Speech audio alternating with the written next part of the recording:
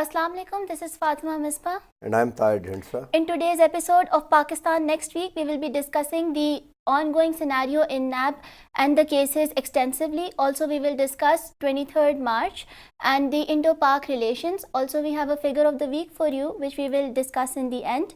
We will take a short break and then we will continue our discussion. Stay with us. So a lot is going on in the political scenario in the context of NAB and the ongoing cases against Asif Ali Zardari, Faryal Talpur, Aleem Khan and Agha Siraj Durrani and many more. So what further developments do you see happening in the cases in the upcoming days? I think one very important case against the Asif Ali Zardari and the party and the family, I would say, has been shifted to Rawalpindi now. And one of the person in the JTA is the famous Irfan Mangi, who was there in the Nawaz Sharif's case at JTA as well.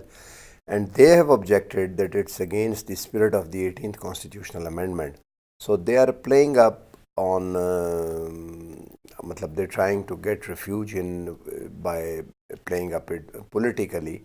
And they are banking on international establishment. But now I think the reference is very clear. The reference are being prepared to a point where they can file it against them, charges, reference against them. So as reported, there are many, more than 12, and 4 of them are very ripe to the extent that they have human witnesses, they have the documentation and the whole trail with them, money trail.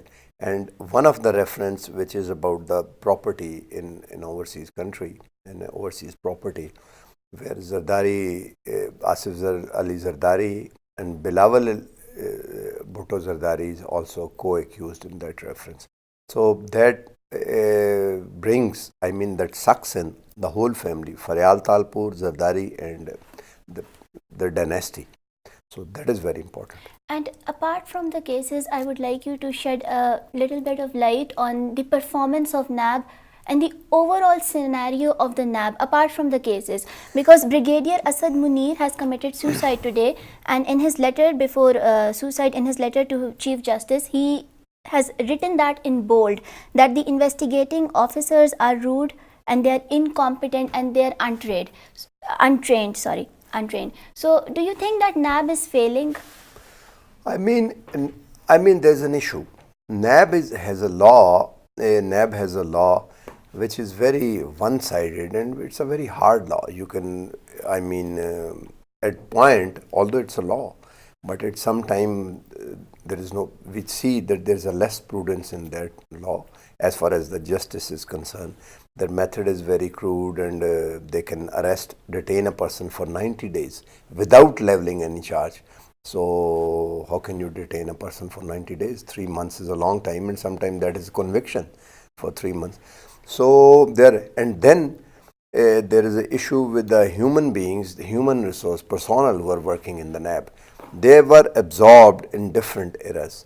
This current Chief Justice was appointed by PMLN government. This current Chief of the NAB, Justice Javed Iqbal, was appointed by the PMLN, and the legacy continues. So there are obviously there are fractures. So there are issues with the NAB, and NAB need to be improved. NAB law need to be improved. And there is no political cell. So do you think that if we establish a political cell of NAB, so will it improve the quality of the work? Right now it's not the NAB which is issue. Right now the issue is that the charges have been the charges leveled against Asif Ali Zardari and the family are so crystal, they are so clear that there is no doubt that they will be convicted, and there is no saving. And one thing more, the international establishment was behind them when they were working, and Condoleezza Rice, we know, she brought the famous Misbah. And now once again Bilawal has gone to Kot Lakhpat jail, and for that Misbah they are looking towards the international establishment to save them from the local establishment, from the state of Pakistan.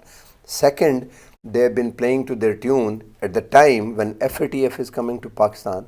and the resolution in the Security Council in the UN was pending against Pakistan. And Pompeo, the Foreign Secretary of the United States, has telephoned China not to veto it, try to. And he also telephoned Pakistan to soften their resistance against that and let it happen. And it would be just a bargain on the political front. At that time, he was accusing government and the establishment, military establishment, and the other establishment of, harboring the terrorism and keeping terrorists with them and all that. So they were saying what the international establishment is saying along with India, and we are in a state of war. So obviously they are thinking that from the clutches of the local establishment and judiciary, international establishment would come and rescue them. And that is their trouble, because international establishment, it's very difficult for international establishment at this point in time to come and rescue them, because that act of war that we have seen in the last few weeks was international establishment, and they failed there.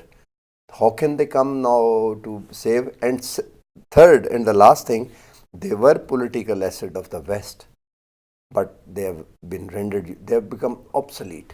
Now they would like to have another political asset. We have to take a break over here. So we'll continue the discussion after a break. Stay with us. So continuing our discussion, I would like you to talk a little about the accountability courts. Just like the NAB is independent, the accountability court is working under the high courts. So do you think that if accountability courts are made independent, so overall there would be a great improvement? I have no doubt that judiciary is independent. Okay. I have not seen inside the heart of the justices and the judges that if they are pro-establishment or not. We don't have any reason to say that. But there is no doubt that judiciary is independent. I personally understand, at least the higher judiciary. And these cases are, they are being proceeded, if not directly with them, because the higher judiciary is not a, Supreme Court is not a trial court, but under their umbrella. So judiciary is independent. And the cases against Zardari, which so far I have a chance to look at them in the way, have been established against them beyond any doubt. The evidence is very clear. The courts have, the prosecutor has the documentary evidence, they have the human evidence, personal evidence as well. So it's very difficult for Zardari, Asif Ali Zardari and the family to take refuge behind the political wall or the curtain to try to create political unrest. So moving on to the Indo-Pak relations and the Kartarpur corridor meetings, a technical meeting is scheduled on March 19th. So how are you seeing the Indo-Pak relation and the political scenario in next week? I mean, the bad relationship with India will continue. They have dropped your name as the most favorite nation because you were never and not. Yes. You have, and they did not issue the visas to our journalists as well. The journalist, as a retaliatory measure, you have stopped their luggage and stopped their freight from for Afghanistan to enter the Wagah and go to Afghanistan and all. And they are not sending you tomato on the lighter side, and the vegetable has become expensive here in Pakistan. Now its prices are fruit grade, not vegetable grade. So these things are going on. But overall, I personally analyze that Kartarpur corridor is a success for Pakistan. There was no, it was very difficult for India to stop it at this moment, because Sikh community, it is Makkah, their Makkah Medina. The Sikh, it's a holiest place. Guru Nanak was yes, born it's and very all, sacred very for sacred them. place for them. And so, 23rd March, Pakistan Day is also coming. So Muslims, they are more than 42% in India, and India has made a very stifling environment for them, particularly after the Pulwama attack. And previously and even now, the Qaeda-e-Azam's that vision and the two nation theory is opposed by a particular sect, that there is like a confusion. They say that they perceive it as a confusion and they are against it. So how do you see that in the wake of 23rd March and the current scenario? I mean, the Pakistan lives on. I think Pakistan is in the last 10 years in the state of war. We don't have any doubt. And before that, it was in the state of war. And before that, so obviously, Indian leadership do not want Pakistan to prosper and become equal in any way. So Pakistan is in a state of war for the last many decades, and then for the last 10 decades, we have seen the active war, which was waged here as a terrorism and other things. So I think Pakistan is on a winning streak, I think. Economically, situation is bad, but I think Pakistan But you winning. see that it's winning politically. Politically, current scenario. militarily, and socially as well. Okay. You see, the last episode with India, this downing of planes and all that war, has a great social impact on the nations. Initially, there was a lot of arrogance. Now, I think it's on the other side. So after the break, we will reveal figure of the week. Stay with us. So the figure of the week we have is Malaysian Prime Minister Mahathir Mohamad, and he is the guest of honor on the Pakistan Day, that is on 23rd of March. And what do you think that what impact will it have on Pakistan? Because Malaysia is not that economically strong and politically strong if we talk on the international level. So what impact will it have? I think if I say he's one of the most important person in Islamic world at this moment. And I have a reason, that's my personal belief. And I have a reason for that. Mahathir came to Malaysia China was about to take over its economy. And he has rolled back many contracts with China, saying that the China is demographically taking over Malaysia, like Sri Lanka and other, and he wrote. So, and it is very close to the South China Sea, which is called Pivot Asia by Obama doctrine. And the US is working on that, and just they're trying to block the China in the South China Sea. I have no doubt that he's not an American boy. It would be too rough to say that, but he's very close to Americans. And the way the Malaysia has thrown away a garb and just in the new attire, all that. So I think his presence here, and second, his forefathers went to Malaysia from Pakistan. He's a Pakistani as well. Okay, His I didn't know that. His grandfather from somewhere. Mahathir Mohamad, grandfather went from India. At that time, it was India, Hindustan. From India, it went to the Malaysia, and now that part of India is in Pakistan. So he is personally very close to Pakistan. So there is some personal affiliation, Mahathir. And he personally had been coming. I've heard his lectures here, then how to cut the cost of insurance and other thing. When he was, the last time he was Prime Minister, and then he was not, soon after that, when he shunned the Prime Ministership of Malaysia, last time. So he's a bridge, I think.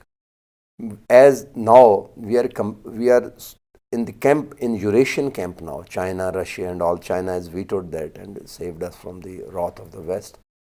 So I think he's our bridge to the West, because Saudi Arabia is not a bridge to the West. They've come here for their own reasons. The Gulf is not a bridge, our friends which are... So Saudi Arabia, we can say that it is backing us economically and to some extent politically, but Malaysia is the bridge to the West. Is the bridge to the West. So it's very important, and I personally understand his presence on the 23rd March has a dual connotation. One, that the West is still interested to have some relationship with Pakistan, and I think Pakistan should have a relationship with the US and all that, because now that the US has regressed from the status of a superpower to the great power and in the club of great powers, but still it's the greatest power. And it will remain the greatest power in the club of great powers for, I think, a decade or maybe more. So we need, and the US is a global neighbor, so we need a relationship with them. So presence of a person of a stature of Mahathir Mohamad is very important and signifies a lot of things. So with this, we conclude our today's discussion. Stay tuned for more until we meet next time. Allah Hafiz.